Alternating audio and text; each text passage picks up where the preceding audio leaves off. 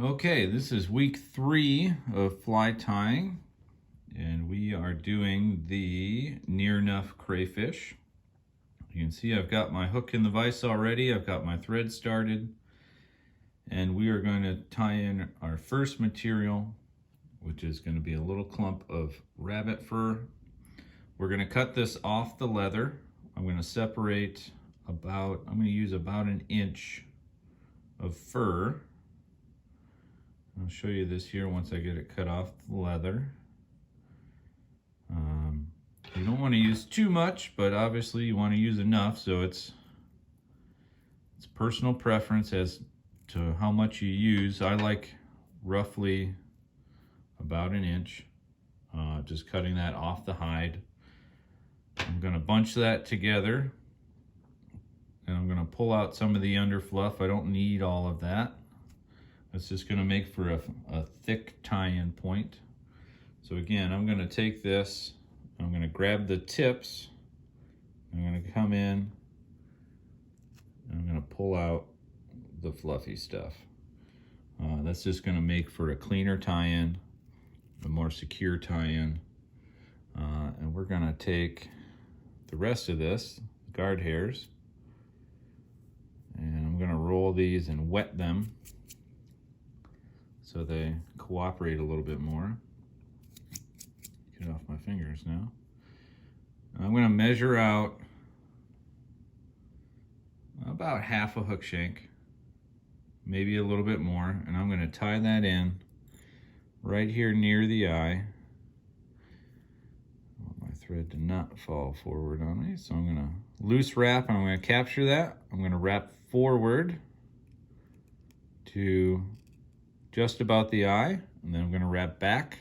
I'm just going to tie this entire clump in. I'm not going to trim it. I want to keep a nice even profile on this hook shank. It's just going to make things easier as we go. Then I'm going to finish tying that in with my thread about an eye length back. You can see where the eye ends and where my thread is. That's where we're going to set our eyes. You know, our little brass eyes.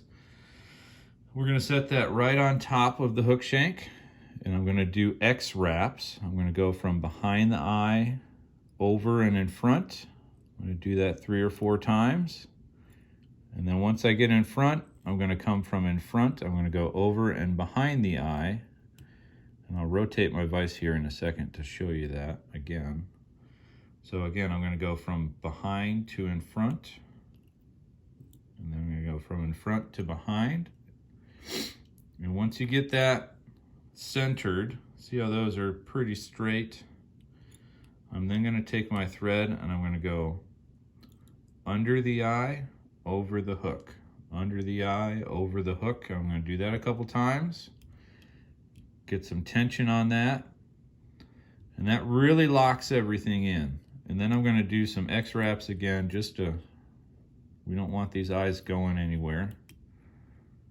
So you can get that done pretty quick. Then I'm going to coat the rest of the hook shank with a thread base. I'm just going to move my thread all the way down to the bend.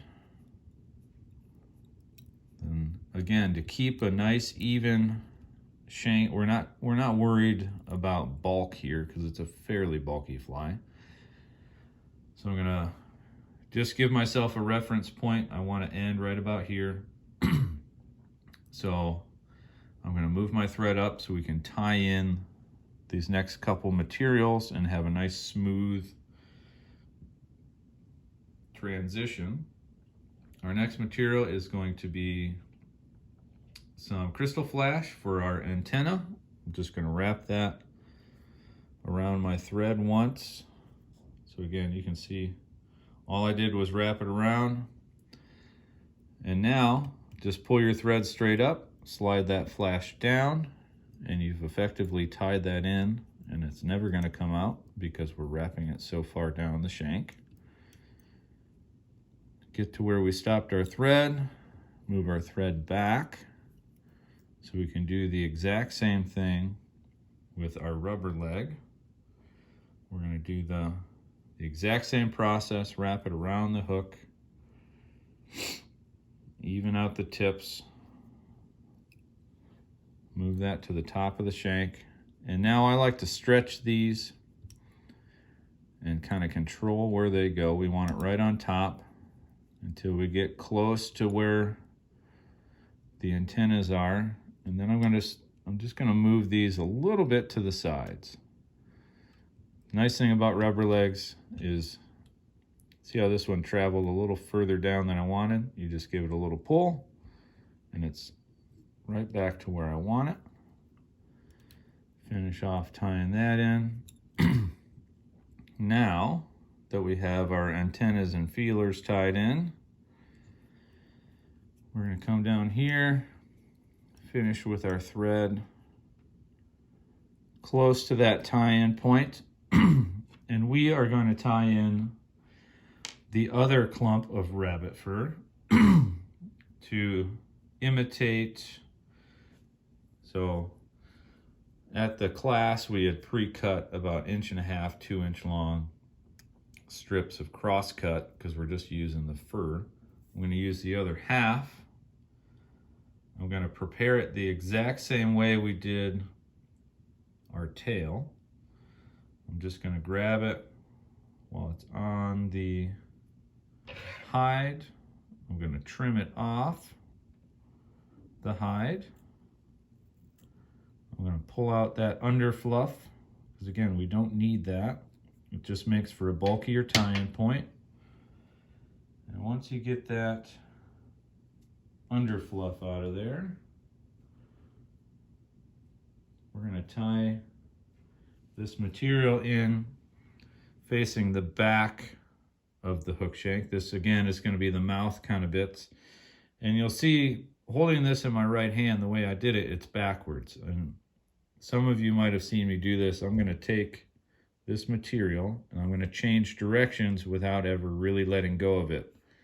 So I'm going to take my left hand and I'm going to push that against my right index finger and I'm going to transfer hands. I now have the tips facing the way I want. So I'm going to come in and I want these to stick out the back of the fly a little bit, not as much as the tail. So I'm going to get that where I want it, just right about there. I'm going to pinch with my left hand, do a loose wrap, pull some tension, second wrap, pull some tension. Now I don't want this just on top of the hook. So I'm going to hold tension on my bobbin with my left hand. I take my right thumb. I'm going to come in and I'm going to mash this with my thumbnail and my fingers, and I'm going to spread it all the way around the hook. Now, if you have a rotational vise like mine, you can see I didn't fully get it all the way around the hook. So I'm just going to keep moving it around. And if anything, you're going to want more, because this fly rides upside down, you're going to want more on this side than you are on the bottom. So if you're going to err to have more material on one side than the other, I would have it more on the top than on the bottom. And then just like the tail, we're just going to slowly wrap all of this in so we get a nice even buildup of material on the hook shank. Again, it doesn't have to be pretty. This is called a NearNuff. It's near enough to a crayfish as it has to be. At this point, we're now going to make a little dubbing ball, a little bump that's going to help support our claws. And I'm not using much dubbing. Again, this is the Cohen's crayfish dub or carpy dub. It's got these little rubber legs in it. I don't know if you guys can see that. Really good for the body area. For this bump, it can cause trouble, so I try to grab a little chunk without it. And I'm just going to get that onto my thread and twist Get a nice noodle here. I am going to rotate my vise over. And I'm just going to start wrapping right on top of it. Every turn is on top of the previous turn. Again, just to create a little ball. Doesn't have to be a big one. And all that's going to do is create a little bump for our claws to tie in and flare out. So once we get that bump, we can take our India henback feather or pheasant, or there's any number of feather you can use as long as it has kind of that curve to it, or that rounded tip. It's going to make a nice claw. And this is again where personal preference comes in. You know, I want these about a hook length. I like longer claws. I can do them longer or shorter. I'm going to take these fibers underneath where I want, the fibers I don't want, and I'm just going to pull them back. And then I'm going to bring this down, and I'm going to trim that stem away.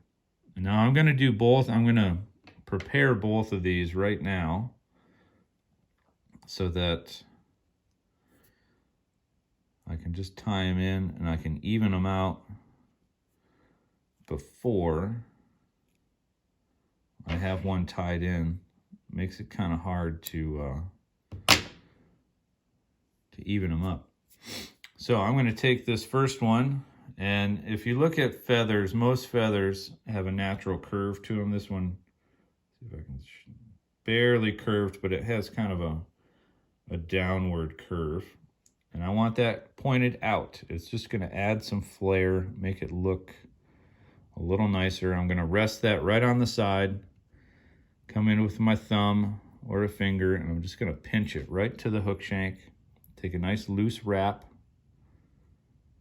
and see where it lands. Once I let go, see how it's kind of turning on me? I'm going to loosen up my tension, and I'm going to turn that feather. There we go. And then I'm going to wrap towards the eyes, these eyes here, and wrap that stem in so it's not going to go anywhere. I'm going to do the other one, and for you guys, I'll rotate so you can see it. I'm going to do the exact same thing. Set this right on the side where I want it. And this is where, if your claws are even from the get-go, it's easier to tie in because you don't have to measure. They're just automatically at the right length.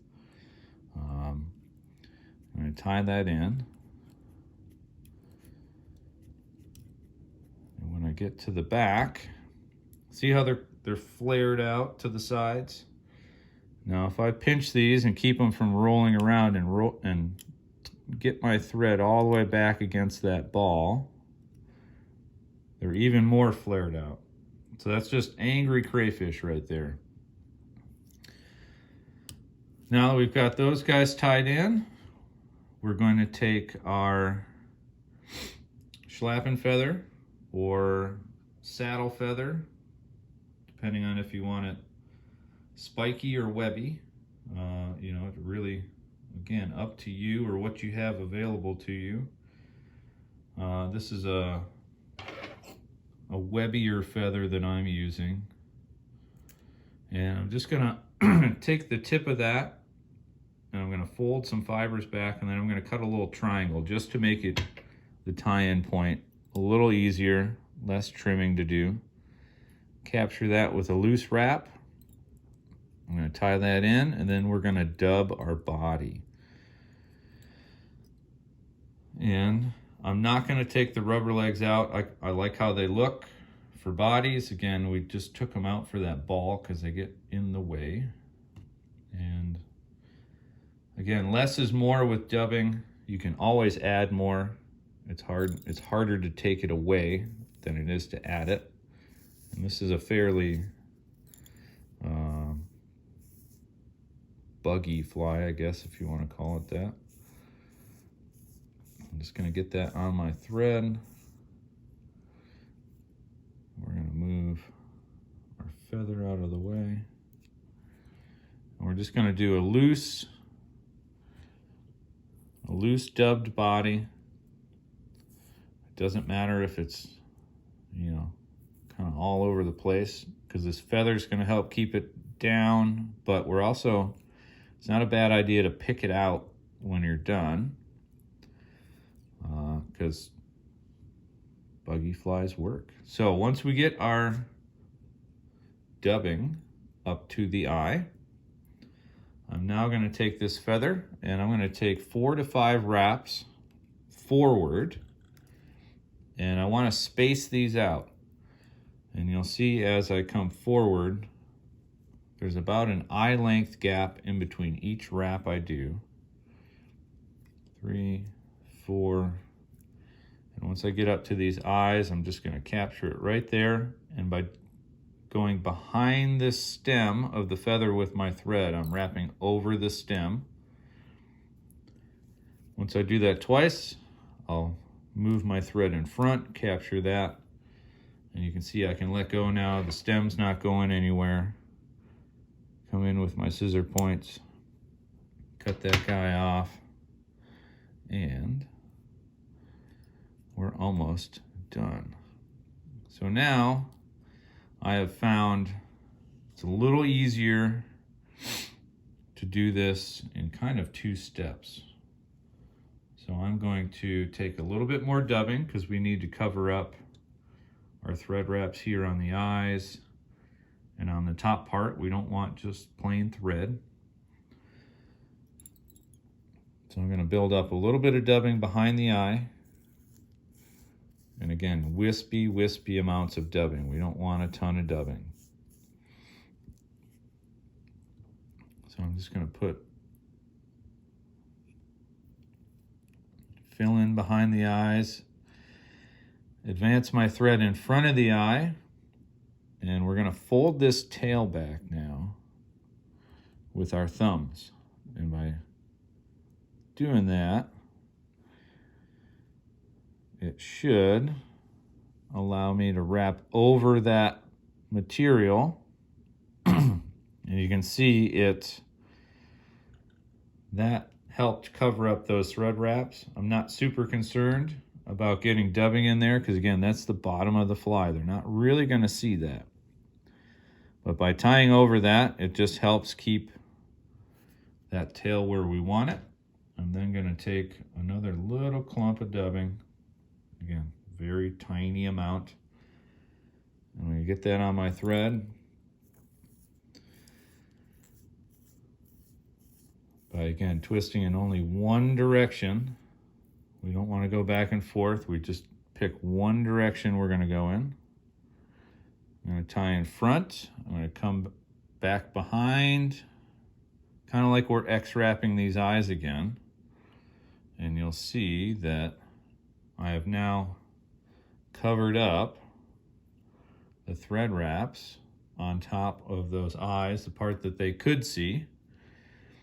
And I'm just going to carefully move everything back, advance my thread to the eye. I like to put a half hitch in right here just to keep my thread from falling off while I go and grab my whip finish tool. And then we're gonna whip finish, and the fly is done at that point. You can pick this out with Velcro, make it a little crazier. What I like to do also is get these on the bottom side here. I like to cut my rubber legs a little shy of where the antennas go to. So move this over. You can see that the flash is longer than the antennas, and all that does is it allows it to move independently of each other. They don't get stuck to each other. You can take a bodkin and kind of fluff this dubbing up. You can pick at it. Pick at the dubbing here. Again, Velcro works really good to pick out dubbing. But that is our NearNuff Crayfish. The other thing you can do if you want is come in, I don't know if I'll be able to get it on camera, but you come in with your scissor points on your claws and you just nick that stem, and you can create kind of a claw look by nicking that stem out, or you can leave it just like that. I don't find it really makes a difference, but people think it looks more like a crayfish if you make that claw kind of open. But that's the NearNuff Crayfish, and enjoy the week off. We'll see you next week.